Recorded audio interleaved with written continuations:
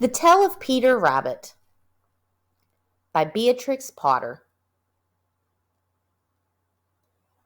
Once upon a time there were 4 little rabbits, and their names were Flopsy, Mopsy, Cottontail, and Peter. They lived with their mother in a sandbank, underneath the root of a very big fir tree. "Now, my dears," said old Mrs. Rabbit one morning, "you may go into the fields or down the lane, but don't go into Mr. McGregor's garden. Your father had an accident there. He was put in a pie by Mrs. McGregor. Now run along and don't get into mischief. I am going out." Then old Mrs. Rabbit took a basket and her umbrella and went through the wood to the baker's. She bought a loaf of brown bread and 5 currant buns. Flopsy, Mopsy, and Cottontail, who were good little bunnies, went down the lane to gather blackberries. But Peter, who was very naughty, ran straight away to Mr. McGregor's garden and squeezed under the gate. First he ate some lettuces and some French beans, and then he ate some radishes. And then, feeling rather sick, he went to look for some parsley. But round the end of a cucumber frame, whom should he meet but Mr. McGregor? Mr. McGregor was on his hands and knees planting out young cabbages, but he jumped up and ran after Peter, waving a rake and calling out, "Stop, thief!" Peter was most dreadfully frightened. He rushed all over the garden, for he had forgotten the way back to the gate.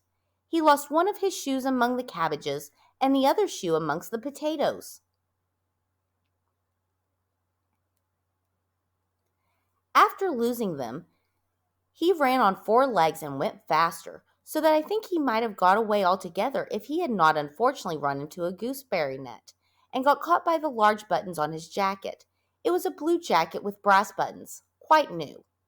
Peter gave himself up for lost and shed big tears, but his sobs were overheard by some friendly sparrows, who flew to him in great excitement and implored him to exert himself. Mr. McGregor came up with a sieve, which he intended to pop upon the top of Peter, but Peter wriggled out just in time, leaving his jacket behind him, and rushed into the tool shed and jumped into a can. It would have been a beautiful thing to hide in, if it had had not so much water in it.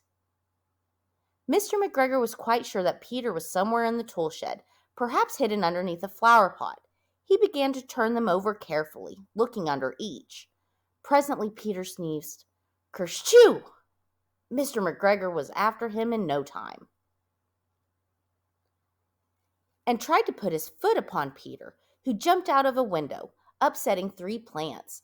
The window was too small for Mr. McGregor, and he was tired of running after Peter. He went back to his work.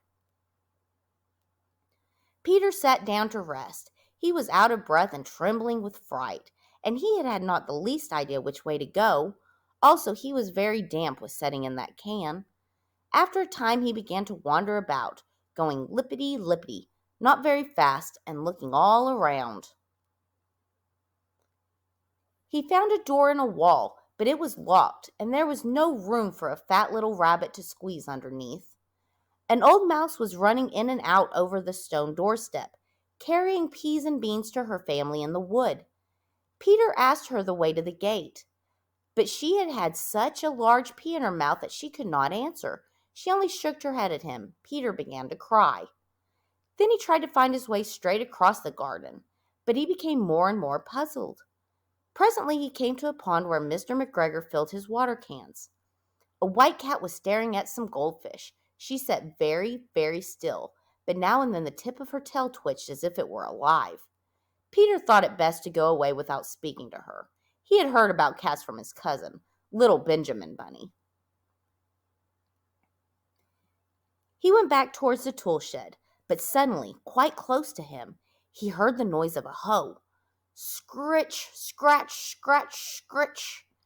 Peter scuttered underneath the bushes, but presently, as nothing happened, he came out and climbed upon a wheelbarrow and peeped over. The first thing he saw was Mr. McGregor hoeing onions. His back was turned towards Peter, and beyond him was the gate.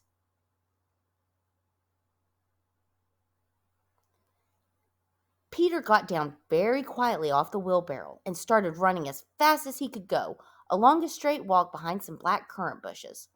Mr. McGregor caught sight of him at the corner, but Peter did not care. He slipped underneath the gate and was safe at last in the wood outside the garden.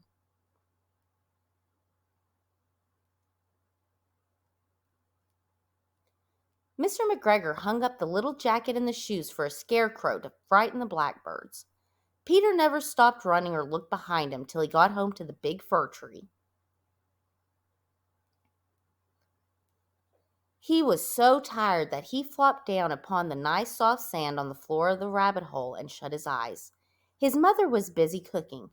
She wondered what he had done with his clothes. It was the second little jacket and pair of shoes that Peter had lost in a fortnight.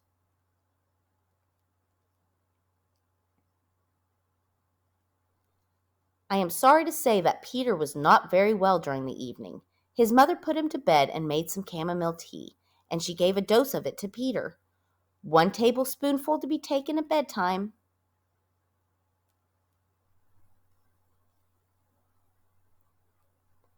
But Flopsy, Mopsy, and Cottontail had bread and milk and blackberries for supper. The end.